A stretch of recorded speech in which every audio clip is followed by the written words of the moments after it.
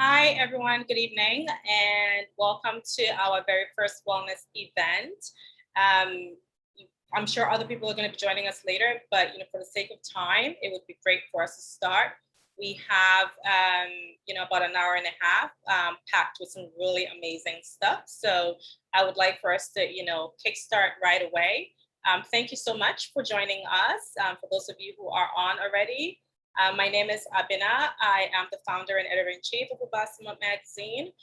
If this is your first encounter with Obaasema, Obaasema is an empowerment brand for today's African women. Our goal is to sort of, empower the African woman to adopt a clean lifestyle. And so what does that mean? Whether it's through, beauty or wellness or fashion, how are we sort of, making decisions that are right for our lives, whether it's our bodies, our environment, in every aspect of our life. So the summit is our way of sort of creating an experience sharing community for African women and of course women in general to be able to come together and share experiences, whether it's with experts like today we have Lola, or sorry, I call her Lola because we have a personal relationship, but we have Dr. Christiana Awosan on here, and we also have Salami Kella.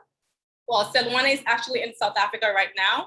And for those of you who may be aware, South Africa is experiencing some load shedding issues. So she's unable to join us live. So we've sort of like come up with a plan B. We've gotten her to record all of her sessions for us to play live because they just literally took the lights in where she is in South Africa right now. And it's really dark, so she can't join us.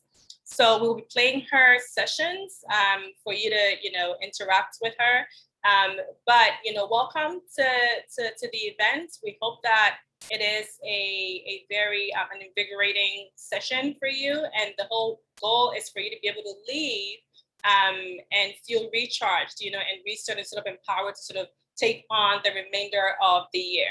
And our topic for this session is how to activate mindfulness. I am sure a lot of you have probably, heard about mindfulness, and there's lots of words that have been thrown out there lately, self-care, mental health, and mindfulness. What does all of that mean? And, somehow like all of them are connected, in a way. And for us as women, and I know we have some men on it, so I wouldn't say just women, but us, in general, it's easy to sort of, get lost in like, the craziness, right? Of our schedules, our lives, whether you work or not.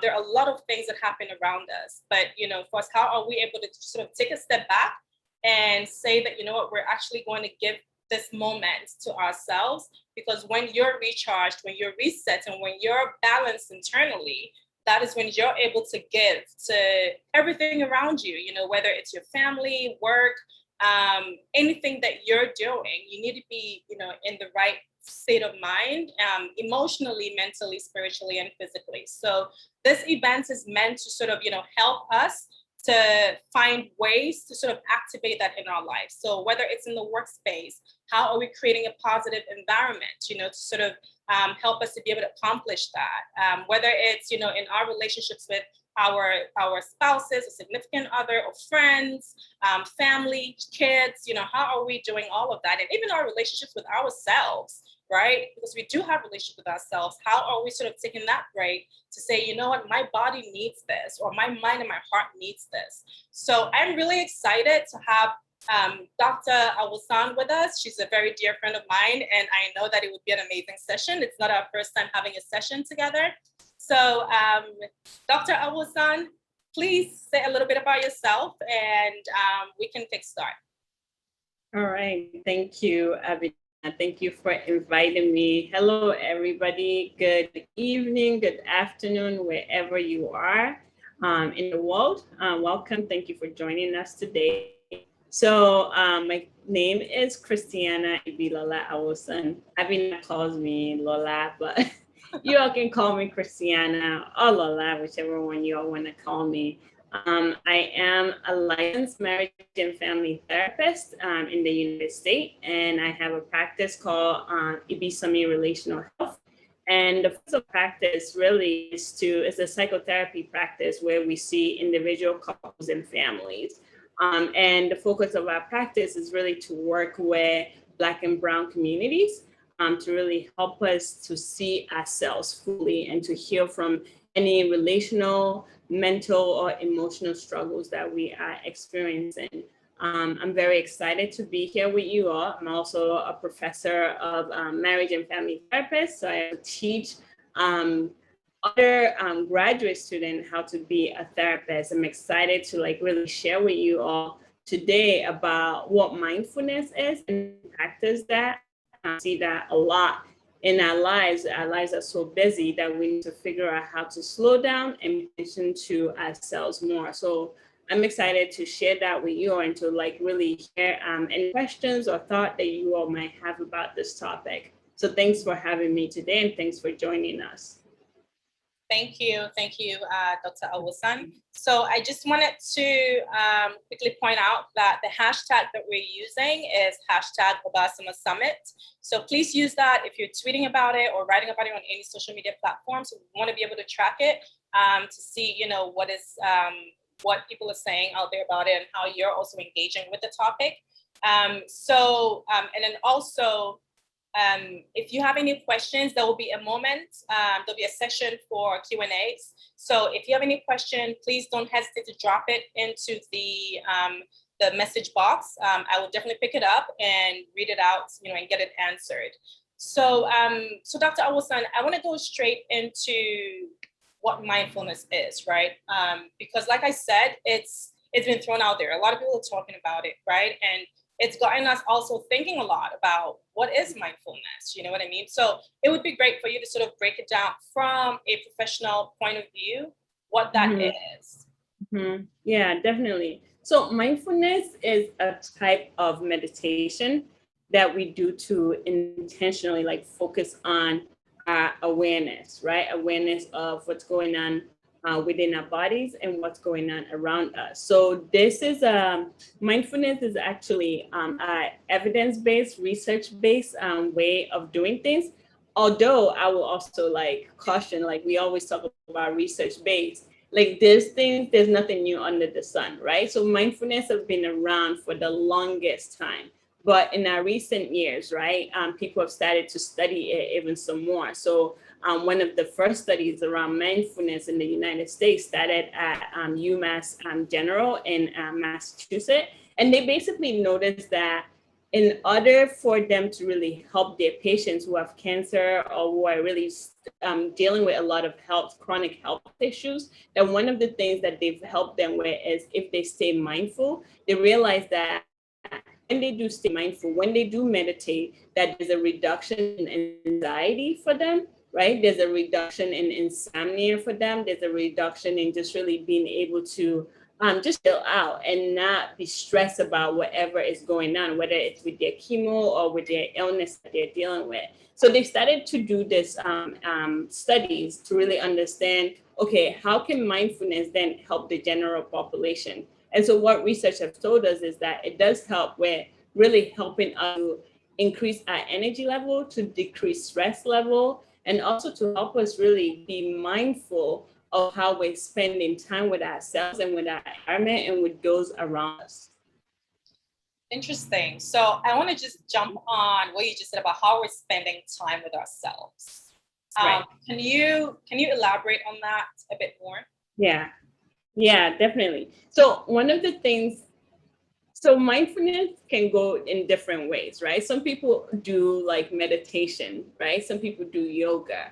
I even think like prayer is a mindfulness, like any type of like listening to music is a form of mindfulness. Even eating can be a form of mindfulness. Reading, walking can be a form of mindfulness. But what makes it to be mindful and spending time with ourselves is being intentional, right? Paying attention on purpose, right? That's the way in which I would describe mindfulness, really paying attention on purpose, right? And going, okay, if I am right now, let's say you have your favorite food that you're eating, and you're like, okay, I'm gonna eat this food, rather than rush eat it, it's really paying attention to, okay, this is a food that I really want to eat and I really want to spend time with it.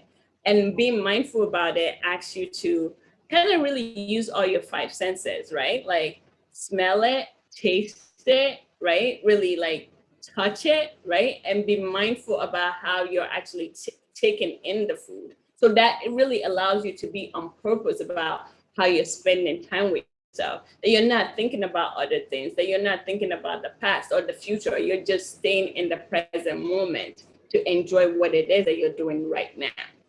Wow. So one other question. So looking at, I know that, you and I have sort of had like a back talk about, mindfulness and how it impacts us, mentally and emotionally. And I mean, you've already sort of touched on that a bit right now, but I want to know what the impact of mindfulness is on our social and environmental wellness in Yeah. general. No, that's a good question too. So, I mean, I talked about the five senses, right? So, our five senses are touch, right? Yeah. Smell, light, right? Sound, and taste, right? And one of the things is, if you think about us as just a society, we're always busy, right? We're always rushing there, rushing here. I think the pandemic really helped us to slow down. And even then, we slowed down in anxiety. Like we all had anxiety because we were losing our normal way, quote unquote, normal way of life. We're losing people, we're losing friends and family, right? So there was a lot of anxiety. So even the slowdown wasn't a full slowdown for many of us, right? And so the ways in which mindfulness can really help us mentally and also in our relationship to others and in our relationship to environment is being able to tap into those five senses, right? So one of the things that I really do in my work as a marriage and family therapist and working with individuals and also couples and family is to really help them to understand, particularly when we get into one, an argument, two, a vulnerable situation, right? We usually just get really upset. Some of us withdraw, some of us start yelling, right? Or fighting. So one of the things that mindfulness tells us is let's slow down, right? Let's focus on what's actually going on right now. So like right now you just breathe, like breathing is very important, right? So that's keeping in touch with, okay, what's going on for me right now in my body, right? What's happening in my environment that is making my either heart rate go up or my breathing go up. So how do I pay attention to that and slow down and breathe? So that's sight, right? That's you looking at what's going on in the environment. Then it's like, okay, what is it that I'm feeling right now? How is that impacting the ways in which I'm showing up with myself and I'm showing up in this interaction, whether it's with your partner, it's with your friend, or it's with your family member? Like, what is showing up right now? And slowing down and paying attention to that, right? So it's really about really slowing down, getting to understand what's going on for you within your body, making sure you understand, okay, what am I feeling right now? What am I smelling right now? What am I seeing right now? What am I tasting right now? What is going on in my body right now? And how is that influencing the ways in which I'm interacting with the person in front of me or with whatever environment is in front of me, right? Whether it's like, I don't know, maybe you're watching a sunset. Are you actually paying attention to that sunset? Or are you worrying about what's going to happen in the future? Or are you being regretful about what happened in the past? So, Wow. Okay. So two things for me. The two things that you mentioned that stood out for me. So let's take the example of sort of being having an altercation with someone. Let's say you're in an unpleasant yes. situation. Um, Two things for me being that it takes a lot to be able to say, you know what, let me take a step back and breathe, right? And also taking into consideration different temperaments, different personalities. Yeah. Is it possible that there's certain personalities that can easily sort of, just chill and say, this situation is going to get heated. Let me take a step back. Or, and I don't know, maybe based on research, whatever, is it something that is easy for everyone to do and say, you know what, regardless of my temperament or personality, I am going to be able to take a step back and handle this situation differently? Because I think that it takes a lot. It would take a lot of self-control for you to be able to say, you know what, I'm putting myself first. I'm putting my mental and emotional well-being first at this particular moment, to say that I'm not going to respond to you, because if I respond to you, it's going to affect me negatively in this way. Right, right. And it's not that you're not going to respond to them. You're going to respond to them mindfully, differently, right? So, and you're right. I feel like mindfulness, if we think about it, is a different type of language. Just as it takes us time to learn a different language, it takes us time to also learn how to be mindful. Right. So yes, maybe some personalities, right? Particularly those who are reflective, right? They might be able to get into this easier than someone who's more like extrovert and like they like to do multiple things, right? But it doesn't mean that they can't learn that as well, right? And it doesn't mean that the person who is more reflective and will be able to do it like that, they also have to practice it. So if we think about mindfulness as a new language that you have to practice daily, right? Then you'll be able to get into it. And how do you do that daily? By the simple things that you didn't do in life, like even right now, right? Doing this summit right now. Are we being mindful of just really paying attention to just the summit, or do we have the summit on and TV on and somebody talking in the background, right? And we are working on something else. So we're not being like, I mean, in our society, we pride ourselves on multitasking. But multitasking doesn't really help us, right? It really gets us in this space of being all over the place rather than being focused on one thing. And so when we are in an argument or in a conflict with someone, how do we remain mindful? The first thing I usually tell people is you need to kind of really scan your own body. So what I mean by scan your own body is, what am I feeling right now? What am I hearing right now? What are they saying? Because sometimes we communicate by not communicating with our body language. What is their body language saying right now that is bringing up emotions for me? What am I smelling right now? So really that helps you to kind of slow down, right? Rather than to respond with like the first thing that comes out for you, right? It helps you to slow down and to say, okay, let me take a step back and see what's actually happening right now, so that I can actually respond from a place of intentionality, right? From a place of not only care and love for the person in front of me, but also for myself, a place in care and love for myself. So I'm not stressing myself out, right? Because one of the things that we know, like interpersonal like argument really raises our blood pressure, right? So how do we like really pay attention to, okay, I need to calm myself down, right? And I need to respond and be kind to myself, therefore be kind to the person in front of me. So it's all about like slowing ourselves down, right? And checking in with ourselves to see what it is that we're feeling, scanning our bodies, like to see what's really going on for us. Would you say it's sort of like loving yourself enough to say that I am going to give this moment to me and not to the other person? Well, yes. Loving yourself enough to like say, I'm going to give this moment to me, not just not to the other person, that in terms of me giving this moment to myself, I'm in turn giving it to the other person, right? Because if I'm able to calm down, if I'm able to really feel what I'm feeling and make the decision that I'm going to speak from a place of care and a place of love and a place of kindness, that is to take care of me. And in turn, that other person will get the benefit of that. Right? So yeah, so it's like, I guess what I'm trying to say in the way in which I'm rephrasing it is, I don't want it to be in a space of adversarial, right? Like this other person. It's like, okay, yes, this other person is in front of me, but I need to take care of myself and they'll reap the benefit of it. in a sense, I'm even modeling to them the vibration, the energy that I want us to have in the interaction together. Does that make sense? Makes sense. Makes a lot of sense. Yeah. Okay. So thank you, Dr. Awosan, for that. That was really good. I feel like I was having a therapy session, but but it's okay. We're gonna move over to Selwani.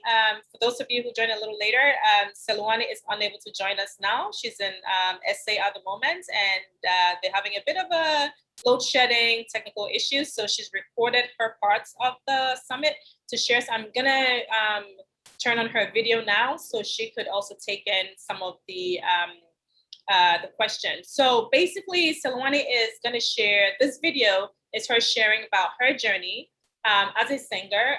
If any of you got a chance to read her bio, she is a singer. She's worked on Broadway, worked on The Lion King. Amazing musician. I got the chance to see her once, and it was a beautiful experience. And she actually is on the Michael Jackson show right now with Cirque du Soleil. So I'm gonna just share her video now. So then she responds to her journey from moving from a singer to a yoga instructor. So why she decided to sort of go down that path. Yeah, but she's still a singer, by the way. It's not to say she's done with her singing career. So excuse me, let me share her video. Hi, everybody. I am so grateful for this opportunity to be a part of this beautiful Obaasema summit. My name is Salami Kella, and I'm currently in South Africa right now. So it's been really challenging for us here to just coordinate and put things together because we're having load shedding, we have network issues, and all that stuff. But how I decided to take my health into my hands was when I was on Broadway in New York City, doing a beautiful show, Lion King, but life became stressful as a mom of a teenager and having to go to work every day, dealing with the stress of just competition and busyness, right? So one day I decided, I was like, you know what, I'm going to figure out a way of dealing with stress without actually having to lash out or without having to be upset at people. I decided to take care of my health by going into yoga class at least every time I had a break between shows. If you know Broadway, you're there the whole day, and the only time you have a break is just that 2 hours in between of just having a moment to do whatever you want. It's either you go have dinner or you hang out with people or you take a nap. So I decided I'll take a yoga class every time I have a break, only an hour, and then at least I have another hour to eat, to take a shower, and all that stuff. And that changed my life drastically. I became more present, and I was so aware of my breath. And I dealt with things from a different perspective now because I was so connected with my breath, and physically I became even stronger. So stress became one of those things that was like, oh my God, I used to stress out about this and this and that. So yoga really changed my life. And then after actually, when I moved from Broadway, because I asked God, I was like, what can I do with my life? I opened a yoga studio in Florida when I moved to another job because it was just time for change. So I was connected as well with the things that I wanted to do deeply within. So I opened a yoga studio in Kissimmee, Florida. And that was an amazing experience for me. So I did that while I was still performing. So I changed people's lives, and it has been an awesome experience. So I became more present, and I just love how I feel when I go do yoga because my breath, the physicality, also my heart gets like really centered. I'm more centered when I do yoga. All right, so that was Selwani, just responding to how she sort of moved into yoga and all of that. But Dr. Owusan, I want to there's something Selwani mentioned that I thought was pretty interesting. I mean, she had a very busy schedule. I mean, working on Broadway means you're touring, and I mean, well, not touring per se, but you're actually performing in shows back to back. And for a lot of us, sometimes it becomes really difficult, right? To just tell yourself that I'm going to make time for this. Yeah. Because, you know, I mean, by the time you get home from work, you're probably exhausted, right? And then you have kids, or, you know, like she said, she has a teenage daughter. How do you make that work? You know what I mean? Because not everyone has that strength or capacity to say, I'm going to continue working this job and still make time for myself, you know, because eventually you're thinking that you're actually sacrificing something by, you know, making time for yourself and going to take a yoga class, or, you know, whether it's a swimming lesson or whatever it might be. So what do you think about that? And how can we sort of overcome that setback, or, you know, for lack of a better word? Yeah. Right. I think, I mean, definitely that's a good point, and that's a good question. And for me, I think it goes with really what I said earlier, practicing, right? But practicing intentionality in terms of really having a focus that you need to focus on yourself. The job is not going to be there, right? The people are not going to be there if you're not there, if you're not taking care of yourself, right? I feel like we focus so much on, okay, to do this, we need to do that, we need to do this. And that happened, and particularly when you have young kids, but you won't be able to be fully present for your kids, or even for your job, even for your business, if you're not present with yourself, right? One of the things that we know that research from mindfulness tells us is that people who actually practice some form of mindfulness, whether it's yoga, as Ikwani was saying, or whether it is meditation, or whether it is just being mindful about how you spend your day, right? That they're actually more centered and more grounded. Yeah. Right? They're able to manage stress better. They're able to really, especially the relationship with their kids, actually improve because they're able to be more present with their kid.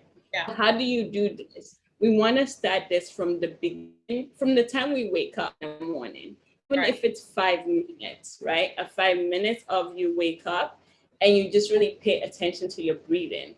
Or there's a lot of mindfulness right now, or meditation app, right? So Insight Timer is one of them. Calm is one of them. Another one is Liberate, right? And there are usually 5 minutes or even 10 minutes of meditation that you can do in the morning.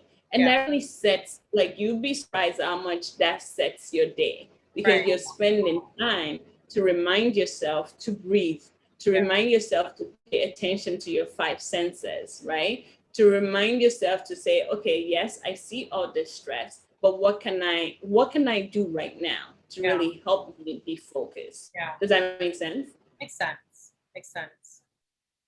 Okay. So we're gonna take another video from Salami. She's gonna talk to us about practical ways in which mindfulness can be practiced in our lives. From the perspective of course, the yoga instructor. Mindfulness is not complicated at all. Most people think that in order for a person to practice mindfulness, you have to go to a temple, or you have to. It's as easy as when you wake up in the morning, you are grateful that you are alive. That right there, you're practicing mindfulness, right? You are present. We have tendency now of just when you wake up in the morning, the first thing you do is like you wake up, and you grab a phone, you're on Instagram, you're on Facebook, you're on WhatsApp. That's what we do. We do now, right? But it can start in small ways by waking up in the morning, taking a deep breath in and out, and being grateful for your heart, that you still have a heartbeat, being grateful that, oh, my husband is still next to me, or my partner is still next to me, being grateful that you have shelter under you. It just starts from there. You don't have to go sit in a temple for an hour. That's how you practice it, right? Right now, we're having issues with, we don't know what to do with an empty space. Like when you have a moment of freedom, we never know what to do with that.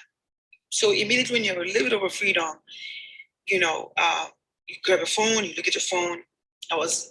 When I was coming to South Africa, I was at the airport. It was the longest flight and very frustrating.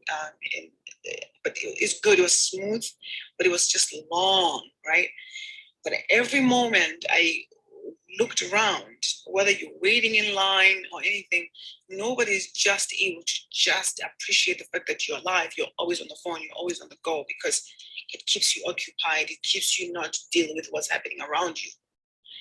And so one of the things for me that I've learned is that, yes, I have a phone, but I'm not on Instagram the whole day. I have people who are on Instagram constantly the whole day. They're always like this on their phones the whole day. I only have an hour a day on my cell phone. That's practicing mindfulness, and being in charge of my life. That internet, social media doesn't have control over my life. So I set up an hour on Instagram. That's it. And sometimes I don't even do an hour. I don't go over an hour because my life is so busy. I have a 4-year-old. So little things like that. Or when you're having dinner with your family, this one is the most frustrating one, because people have dinner, you can't even eat and just be present when you're eating. That's how you practice it. When you are having a meal, when you're having a cup of coffee, a cup of tea, when you're having a fufu, whatever you're eating at home, being grateful and feeling the textures, breathing the food in and enjoying that moment. There are people who eat, they take a plate, they don't even know when they start and when they finish. They just know that the food is gone, right? And so it's little things like that. Taking care of your body, working out, acknowledging the fact that this is a temple and that it's a gift from God. By taking care of it, that's mindfulness. Watching the things that we say to our children, to our partners, to our loved ones, right? There's power of life and death on this tongue. That is mindfulness. You don't just speak just for the sake of speaking, but when you are mindful, when you're mindful of the things that come out of your mouth, you will not hurt people just because you're just saying things out of nowhere. When you're present, you are aware of the things that are coming out of your mouth. And then you are aware also when the ego is speaking, right? So because sometimes you're just speaking out of the ego is telling you what to say. Maybe you're upset in that moment. But when you are present, you are able to say, let me take a few steps back before I start to speak. Because I don't want to say the wrong things out of my mouth. I don't want to hurt people and say the things that are right out of my mouth. That right there is mindfulness. So really honestly speaking, like just being aware of your breath, being aware of the things that you're doing, being present. When you're driving, you are present. That's what you're doing in that moment. When you are spending time with your children, I know it's very difficult because we are living in the world of multitasking and we have to multitask. But things like that, that's all you have to do sometimes. Be present, be aware of every move you make. When you're driving your car, drive your car. When you're cooking dinner, enjoy cooking dinner. When you're hanging out with your family, enjoy hanging out with your family. The other one is the things that we consume, the things that we eat. You have to be aware of the things that you eat in your mouth. If you love yourself enough, you are aware even of the things that you put into your body. And so sometimes when you're not present, that's what I'm saying. Like some people eat, you don't even know what happened. You're like, I ate, but I don't know what happened to the food. It's gone. But when you are present, you are able also to know when something is not right for your body. So you choose to like, okay, I am not going to put that into my body because it's not right, and you're present and you. Okay. So that ends Salwani's section for that part of the session. So there are a couple of things she said that I know that a lot of us, would find ourselves guilty of, right? So when she talked about not spending more than 1 hour on Instagram, I mean, that is that for me, that is about being deliberate. Do you know what I mean? And in essence, I mean, from what she said, like in essence, that is what mindfulness is. It's about being deliberate about everything that you do. You know, the foods that you're consuming, putting into your body. How are you? Are you aware of the effects that they have on your body? The words that come out of your mouth. You know, how does that impact someone else? You know, are you just giving into your emotions, or you're thinking about how it affects you and the other person who's listening to it, and how they're going to consume it and then walk away and think whatever, because, you know, words are powerful. What is your take on that?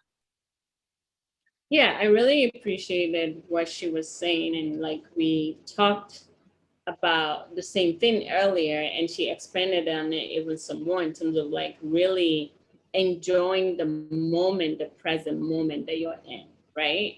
I think one of the things, and I don't know if you have noticed this, when you go on Instagram or Facebook or TikTok and you're just scrolling, 30 minutes turns into an hour turns into 2 hours. And then what mindfulness would tell us is to pay attention to how you're feeling when you do that. You will notice that your energy is drained. You will notice that you are tired. You will notice that you probably, depending on what you're reading and taking in, have a lot of thoughts that are coming up, whether it's negative thoughts of maybe I'm not good enough or don't have this enough, or, oh yeah, I need to do this and I need to do that. Right. All of that creates stress and more drain of your energy. So being mindful of how we spend our time, like she was saying, and really enjoying the moment. Like if you're saying, okay, I'm going to spend 30 minutes on Instagram or any social media platform, that's what you do. And then one of the things that you start to do is start noticing, paying attention to how you're feeling in your body. Is it draining your energy? Is it impacting your thoughts? Because also another thing that drains our energy are negative thoughts, right? Our worries, right? How are those things coming into our mind? Are we judging whatever we're thinking or whatever we're seeing and going, that's bad, that's good, or having all sorts of judgment towards it? It's like really being mindful of what we're ingesting, right? And really making sure that what we're ingesting, if it's not good for us, we're able to put it down and really figure out what it is that is good for us. How can I enjoy, like she was saying, really appreciated that. How can I enjoy eating food and noticing how I'm eating the food, and rather than, oh my gosh, where did my food go? Like I ate that so fast. I just inhaled that rather than actually like paying attention to chewing it, how it's actually going down your throat, right? Like that is mindful. Even mindfulness as simple as brushing your teeth, right? How are you doing that? Because that's a repetitive motion that you're doing, right? Even being mindful of how you're walking, like when you take a step, how many steps are you taking? How are you enjoying the scenery around you, right? Rather than like trying to think about X, Y, and Z or think about other things, really enjoying the moment, being present in the moment. Right. Pretty interesting.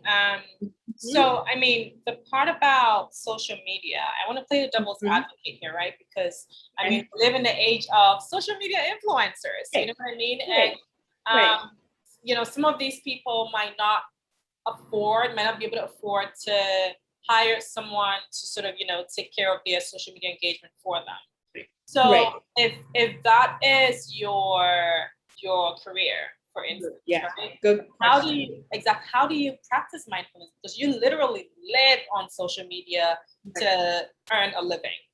Right. No, that's a really good question, because some people, whether they're running their business or that is their job or their business, because they're doing it for somebody on social media for a long time, more than an hour. And so it's really being mindful, one, about how long you want to spend time working, right, on social media. So it's kind of like if it is your 9 to 5, okay, what are the things that you need to put in place to do that work? Is it that the first thing that you wake up in the morning, that's what you do? Maybe that's not helpful for you. Maybe you do other tasks before you jump on that, right? Maybe you do other tasks for an hour or two and then go to social media, right? And maybe also what you do is really break down. Maybe I spend 3 hours on it, and a break for an hour, another 3 hours on it. So that's kind of like in terms of how you do it. But then when you're doing it, what are you doing? Paying attention to how you're feeling, what's coming up for you emotionally, right? What messages you're taking in, how you're responding to other people on social media. What are the things that you're creating on social media? Being able to pay attention to that and really see, like, does this align with I am and the type of energy and message I want to send out in the world and the type of work that I want to produce, right? That's coming from within me. So it's really laying out how you're going to spend your time on it, and two, paying attention to how you spend your time on it. Yeah. Okay. So the next part of this was for you, Dr. Alwasan, to, you know, sort of break it down. I mean, we've touched a bit upon, a bit on how to practice mindfulness. Saloni has touched on that, quite a bit of that. But it would be great to also hear from you. What are the ways in which we can do that? So in the workplace, getting sort of practical tips on how to do that. In our relationships, with ourselves, our kids, family, friends, partners, spouses. How do we sort of navigate around that and sort of ensure that, we're moving in the right direction? Before you go into it, I just want to let everyone know, if you have any questions, this is a good time to drop them into the message box, so that we can start, asking. We'll start we will start, answering the questions after this part. Okay, so Dr. Alwasan, you can go ahead and answer that. Yeah. So I mean, mindfulness, you can do it anytime, anywhere, any day, right? One of the ways that we've talked about is doing yoga. And not everybody does yoga. Some people are like, I don't even know what that is, right? So if you're not into yoga, even simple stretching when you wake up in the morning, right? Being able to stretch your arms, stretch your legs, right? Paying attention to your breathing, as Gwen was saying, when we wake up. That's one thing that we can do, right? And that would definitely propel us throughout the day. So when you're at work, right, and you're paying attention to your body, you're using all your 5 senses, paying attention to what's coming up for you emotionally, what's coming up for you in your body, what you're sensing, right? Maybe you just have a lot of work, or maybe there are other people at work who are stressing you out. Being able to take a step aside to even just breathe, right? To pay attention to your breathing in and breathing out. Even stretching, right? Taking the time to stretch will really help you to release that. Taking the time to say, okay, I'm going to go for a 10-minute walk, a 15-minute walk, where you just really pay attention to that. So that's one practical way to do that at work. I also say this, that I consider prayer to be a form of meditation and a form of mindfulness, right? So whatever your spirituality is, being able to center yourself around whatever it is that your way and form of praying, right? Because that is also mindfulness that can help you at work. Yoga, definitely. Meditation is another way. Mindfully sitting, right? Being mindful of how you're sitting, paying attention to the sit that you're sitting in, how it makes you feel, right? Even the table that you're working, paying attention to that, your screen and the lights that is coming in, paying attention to that and how it's making you feel. So that's one way to do it in terms of work. And also what you're eating, what you're drinking while you're working, and how you're eating and how you're drinking while you're working as well. I think in terms of what relationship, which is more work, because especially when it's your intimate relationship, your husband, your wife, your partner, your significant others, your kids, your family members, whether it's siblings or parents, or even your friends, it's harder. It's harder because those who are closer to us know how to press a buttons, even though they don't want to. It's not they're consciously trying to press it. It's just because we're so close and there's so much love there that they know how to press that button, whether consciously or unconsciously. So really being mindful, right, of what we say to each other, as we talked about before, paying attention to when there is tension in any relationship, stepping aside and really sensing for yourself.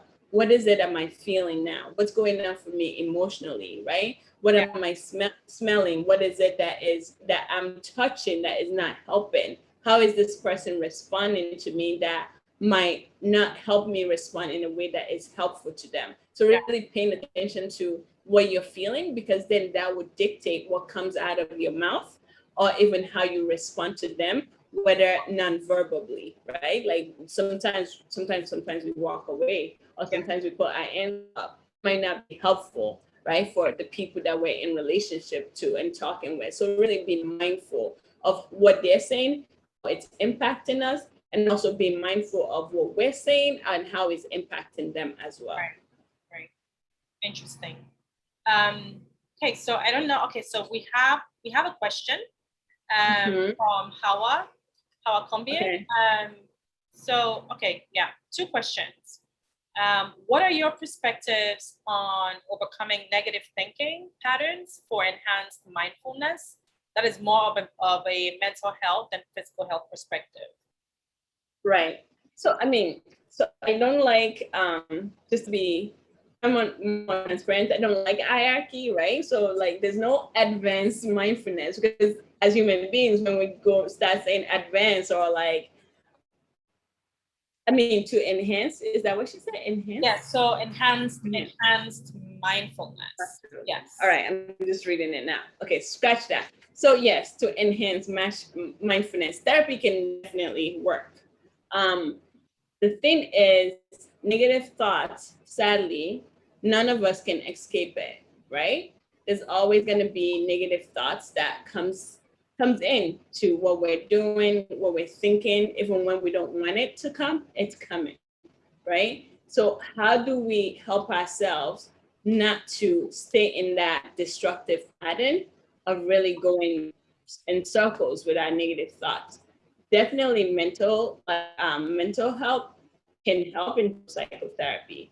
So really being able to find someone who can help you professionally to help you really figure out, why is it that you have these thoughts? When do these thoughts come, right? What are the thoughts about, right? What are the things that you can use? What thoughts can you use to replace those negative thinking, right? Most of the time, our negative thoughts are usually connected to one thing, or maybe when I say one thing, I meant one thing, right? It's either I'm not good enough, or it's either life is not working out the way it needs to for me. It's either other people are doing better than me, right? So those negative thoughts always surround either around one theme for most of us. So being able to figure out what those themes are, and then being able to figure out the ways in which you're going to combat them by really coming up with kind of really phrases that helps you, right? That's not true.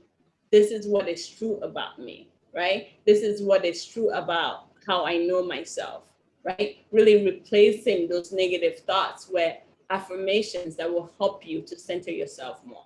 Does that make sense? I mean, it makes sense to me. Okay, yeah, she says, lovely, thanks. Okay, so the second question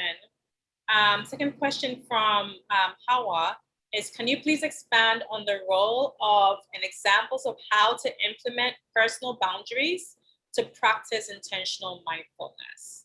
That's a good one. Right. Yeah, that's a good one. So as a relational therapist, I'm very big on how we actually practice boundaries, right? Because some of us use boundaries as a way of keeping people out, which is also not helpful, right? So there are ways in which boundaries can be helpful, and there are ways in which they cannot be helpful. So let's focus on the ways in which they can be helpful, right? So setting of personal boundaries is being able to communicate really to the person that you are in relationship with, that these are the things that I will like in my relationship with you, right? I would like for you not to X, Y, and Z, or I would like for you to validate what I'm doing more, right? Rather than just dumping your own issue on me, right? So really making a request in the relationship with that person. And if that person doesn't, right, doesn't follow through on the request that you've made probably more than one time, let them know again that because of the reasons, because of the fact that they're not paying attention to the request that you're asking of them, that you're gonna then have to shift your relationship or how you interact with them, right? So being more explicit, being mindful about even communicating that with that person, rather than just pushing away from that person or creating these boundaries without communicating that to that person, the reason why in which you're doing your relationship differently with them, the reasons why in which you want to really interact with them in a different way, and that you're going to show up in a different way in your relationship with them. So I think what the point I'm really making is being mindful and creating personal boundary is actually being explicit and intentional about what the person is doing to the person, and being intentional about what it is that you're going to do differently in relating to them. Okay, so I have a follow-up question to this. Mm-hmm. So, I mean, I think that for those of us who live on this side of the world, I mean, Yeah. culture, taking cultural nuances, into consideration, Mm-hmm. Environment, backgrounds, experiences, and all of that, right? Mm-hmm. This is great advice. I completely agree with you, and I'm aligned. Yeah. But I think that sometimes, certain things are not, your average person might not really be able to connect with this or, accept it because, they're culturally certain things are done in a certain way. Do you know what I mean? And so if you're saying that, um, oh, this is how I make you feel because of X, Y, and Z. A lot of these things can be, sort of twisted around and thrown at you, right? For example, oh, why are you being so emotional? Why are you being petty? Oh, and then labels being thrown at you, right? For whatever reason. So Yeah. how do you go around? How do you get around something like that? Because it can be a bit challenging for the person who is initiating the conversation. Right. It can definitely be challenging. And I think I on this side don't think like it's just a cultural thing, right? Like I feel like in terms of it's just human, right? Because what we're talking about is if we're going to be mindful, right? And intentional in not only how we pay attention to our body, but mindful and intentional around how we do relationship, which is now what we're talking about. Yeah. Being mindful about how we do relationship, then that requires us to be vulnerable. Right. That requires us to take relational risk with people that we're in relationship with. Right. So, yes, that person might label you as being too emotional. Yeah. They might label you as being too petty. Right. And at the same time, what you're doing is you're really telling them, this is who I am in relationship with you. This is the way in which I want to be in relationship with you. Right. And I would like for you to be in relationship with me in a way that is healthy. But if I don't communicate that to you, right, and then you do something different, what's gonna happen then is me start ruminating about the ways in which you're not being a good friend or a good partner or a good child or a good parent to me. But it'll be better for me to just communicate that rather than to live in my head about it and then go on a trail of how those negative thoughts, how I'm not lovable or how you are a bad person, right? Yeah. So it's about really having that courageous conversation, taking that relational risk intentionally, and knowing that, yes, maybe that person will say something, but if they see that you're actually being honest with them, right?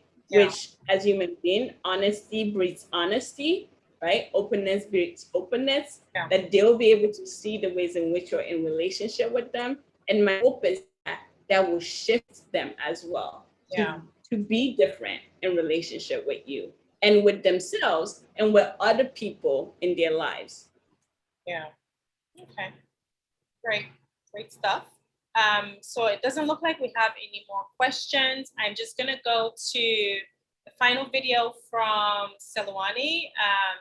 Basically, she's just gonna, take us through, breathing exercises, what goes into breathing exercises, what matters, and how we should sort of, go around it. So whether you're sitting in the car, you're at your desk in the office, how you should approach it, and then as well as, meditation. As you can see, I'm sitting on the floor because I'm ready for this. So I'm just gonna go into the video and then, just watch what she has for us. So I'm going to teach you guys a few breathing exercises, very easy. One of the things that you can do, you just sit comfortably,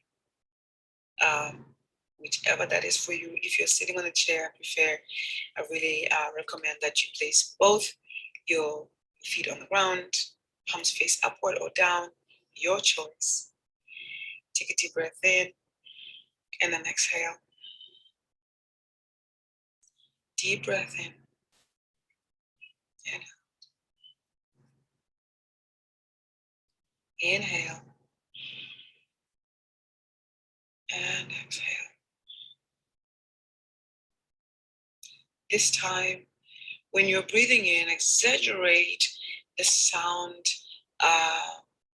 almost like, it's called Ujjayi breath in a yoga world, but it's like you know how the ocean sounds? So you breathe in through your nose and then exhale, almost like white noise. Inhale, exhale.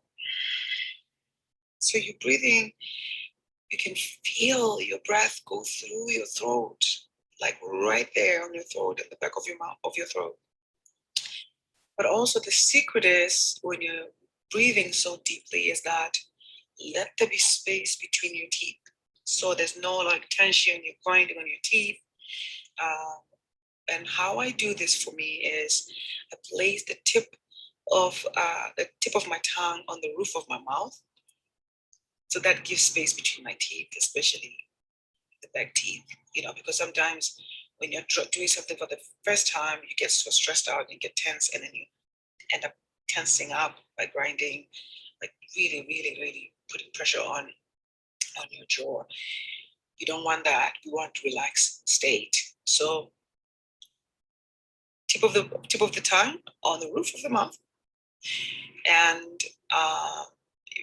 so there's space between your teeth, but also you breathe in and out of your nose using your Ujjayi breath. Breathe in. So you can start here by, even if you're laying down in the morning, the first thing you could do is just stay there, just breathe in and out of your nose.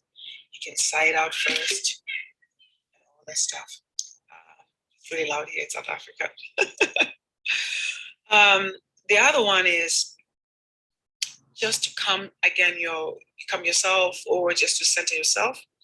You take your thumb, your left thumb, you place it on the right nostril, and you're just breathing in and out through the left for a minute, right?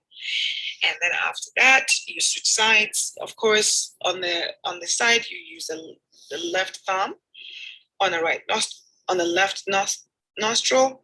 Breathe in. You repeat for a minute, just to calm yourself.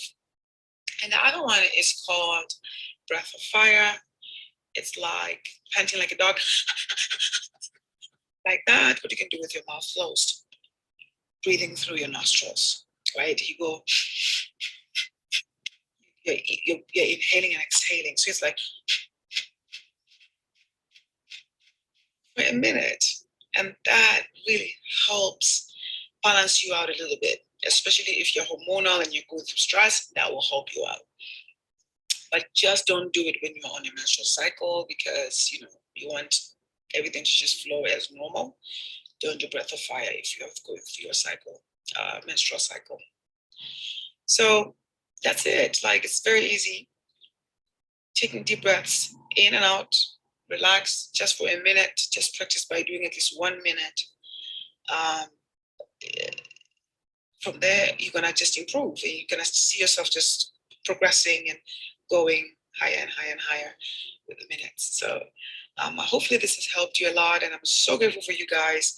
And hopefully that one day I can come to Nigeria and be part of the summit live, and maybe I'll bring my music as well to come sing. So thank you so much. I love you guys, and thank you, Obaasema. I am so grateful. Thank you. Okay, so that was a good one. I mean, for those of you who don't practice yoga, I hope that you were able to get the little bits and tips that Silwani shared. We're gonna have the video on our YouTube channel, so you can you can always watch the entire session, just to get the areas that you missed for those of you that are just joining.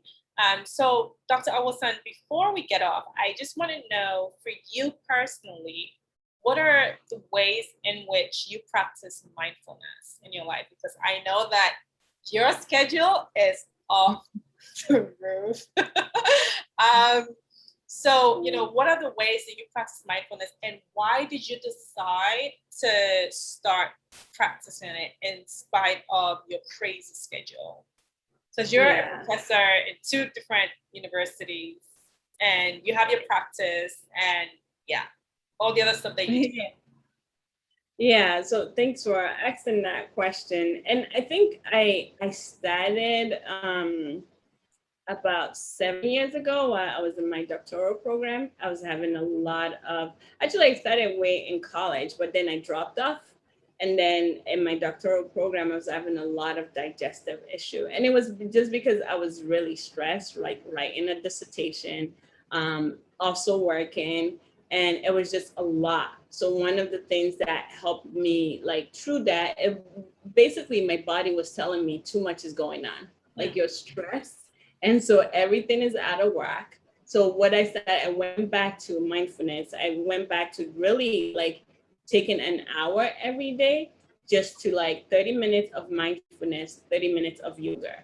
And I realized that, and I did that in the morning, that when I started doing that, I was learning better how to manage my stress, how to allow the stress to enter into my body. I was more centered on what I needed to do. I was more focused on what I needed to do.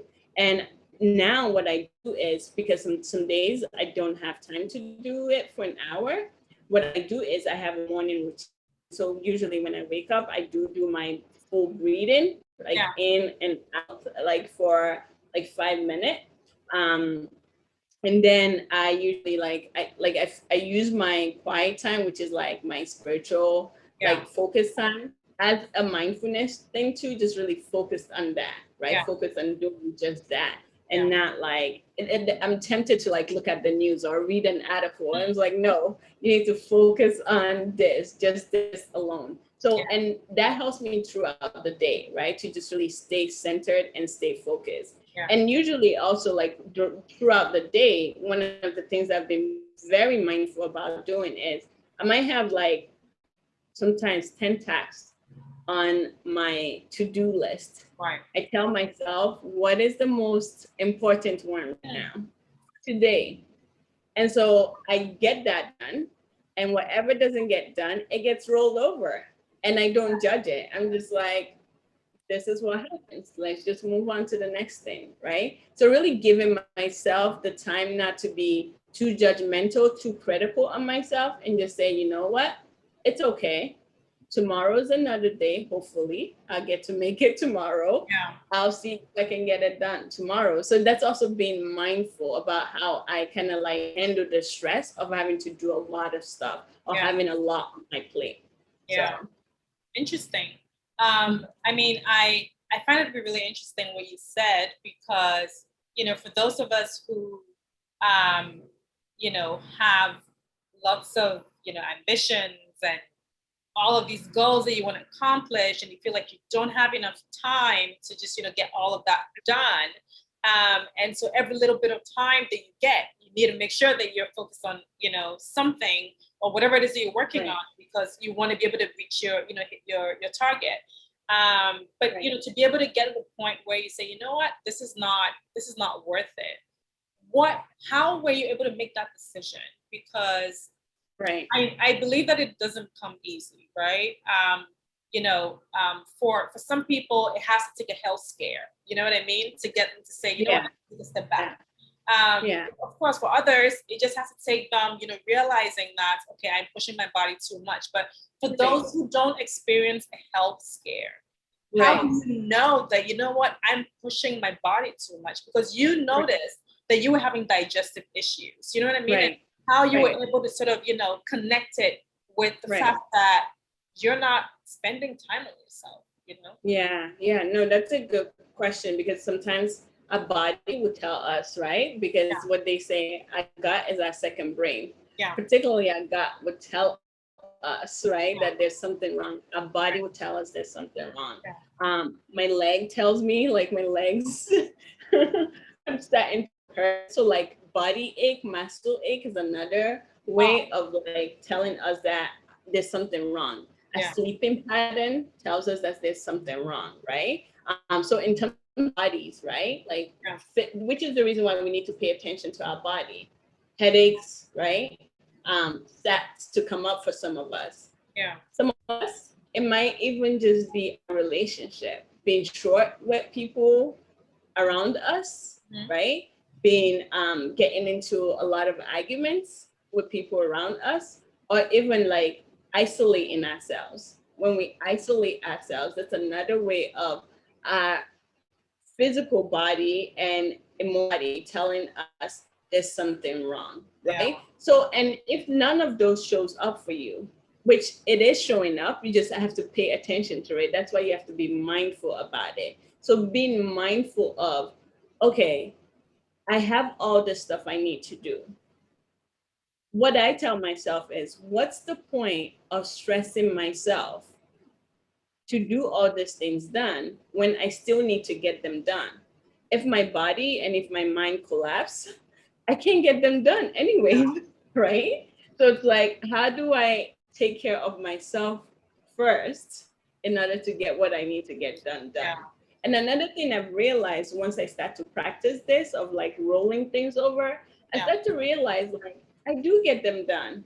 I do, rather than stressing out about like I need to get it done, I need to get it done. I just need to roll it over and it gets done. And sometimes you're hitting a deadline. And this is another part of like having conversation with people. Sometimes I have to tell people, sorry, I can't make it for that deadline, and not feel bad because I'm trying my best. Yeah. But sometimes you just have to know when to say enough is enough. No, I can't make that deadline. And that doesn't make you a bad person. You just can't make the deadline. And you try to do it the next time. So really even paying attention to that, right? And I think also part of like just my job of listening to people all day and their own struggles and their own stress have really forced me to be mindful of my own body because I'm taking on other people's stressors. So like my body literally tells me like you need to take care of yourself because you can't be there for your client if you're not there for yourself. Interesting. Great stuff. Great stuff. Thank you so much for all of what you shared. It's been amazing. I don't know if you have any last final words to say, but we're sort of getting to the end of the session. I really appreciate you making time for this. I know that you have a crazy schedule, but it's amazing to connect with you again. for another event for Obaasema. So thank you so much. Many thanks to Salami. I know that she's in a bit of a thing in essay right now, but I hope she's a trooper. We know how it goes in Africa. So hey, Salami, thank you so much for being a trooper and sending the videos.